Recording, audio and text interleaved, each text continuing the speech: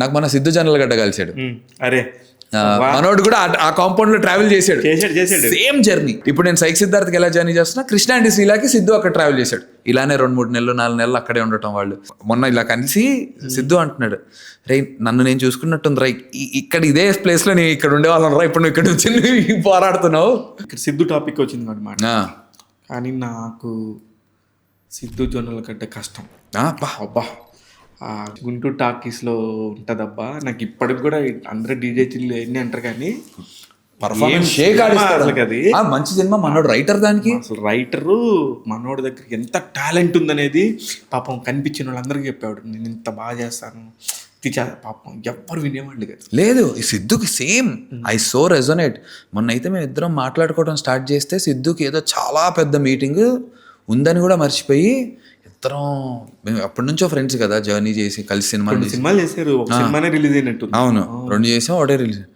ఇద్దరం అలా వాడుకుంటూ అసలు ఇది బావా అది బావా అది బావా ఇది బావా అనుకుంటూ వెళ్తుంటే అసలు మాకు అప్పుడు గ్రూమింగ్ అంటే ఏంటో కూడా తెలియదు నాకు సిద్ధుకి. బావా ఇలాంటి బట్టలు వేసుకోవాలరా, అలా వేసుకోవాలరా అని నేను సిద్ధు మాట్లాడుకుంటే మా ఇద్దరికి అసలు గ్రూమింగ్ తెలీదు, పిఆర్ తెలీదు. ఎక్కడైనా ఆడిషన్ ఉంటే వెళ్ళి ఆడిషన్ ఇవ్వటం మాత్రమే తెలుసు.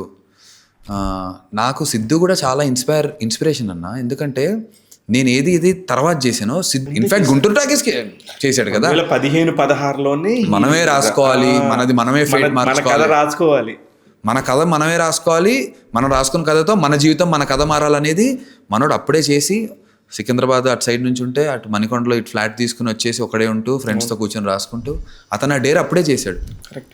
ఎందుకంటే మీరు గమనిస్తే కృష్ణ అండ్ ఈజ్ లీలలో అతని రైటింగ్ స్టైల్ ఉంటుంది, అసలుకి ఏముంటుంది కదా, చాలా చాలా బాగుంటుంది. ఆ తర్వాత ఇంక నువ్వు 100 కోట్లు కొట్టు ఏం కొట్టు అవన్నీ గుర్తుండవు. ఇది లైఫ్, ఇది ఈ జర్నీనే బ్యూటీ. అప్పుడు మీరు అందుకే మీరు కలవగానే ఆయన మర్చిపోయాడు మీటింగ్. ఎందుకంటే దోస్ డేస్, ఆ డేస్ గురించి తెలిసిన వాళ్ళు చాలా తక్కువ మంది ఉంటారు. కరెక్ట్.